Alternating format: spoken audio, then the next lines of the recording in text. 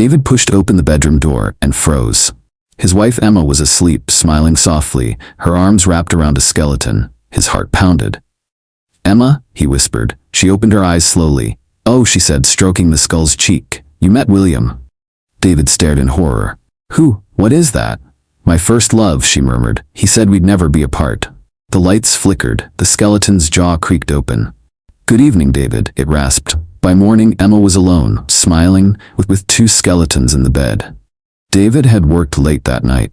The house was quiet, too quiet, when he got home. As he walked down the hallway, he noticed their bedroom door slightly open, a soft light flickering inside.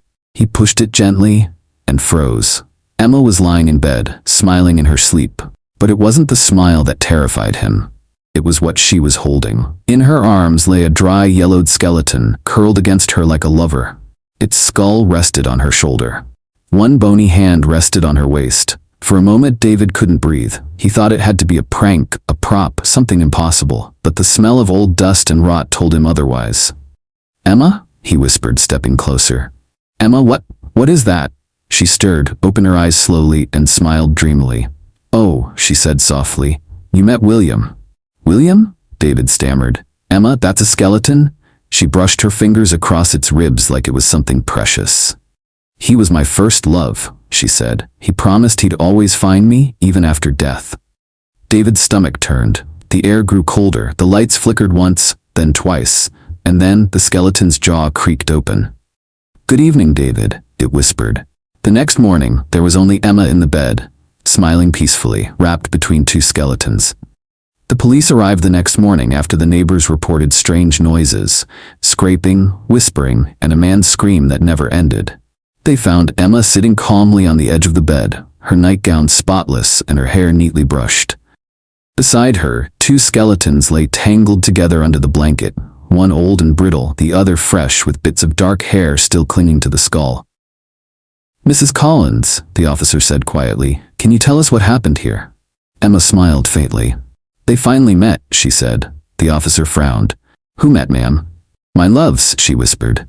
"William waited for me all these years." David didn't understand, but now he does. As they took her away, Emma hummed an old tune, the same song she used to sing at her wedding. She didn't fight, didn't cry. She just kept glancing back at the house, her eyes soft and dreamy. Later, when the police searched the basement, they found a small, bricked-up room.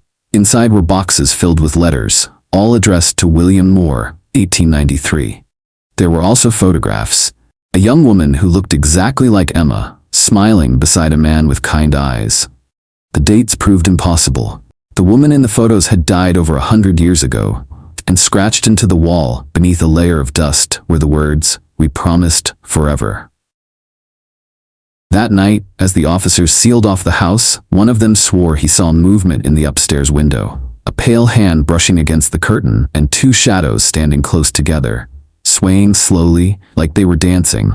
Weeks passed, but the story of Emma and the skeletons spread through the whole town. The house was sealed, yet some nights, neighbors claimed they still saw lights flickering inside, and heard soft laughter, like two lovers sharing secrets in the dark. No one ever moved in again. The house became a warning, not about ghosts, but about love that refuses to let go, even when it should. Some say true love never dies, but sometimes it should. Moral lessons: let the past rest. Not every promise is meant to last forever. Love can heal, but obsession can destroy. When something is gone, learn to let go, or it might come back for you. Thank you so much for watching. If you enjoyed this creepy story, please like, comment, and subscribe to my channel for more chilling tales like this. Your support means everything. It keeps the stories alive and the nightmares coming. Stay tuned, stay curious, and remember, some doors should never be opened.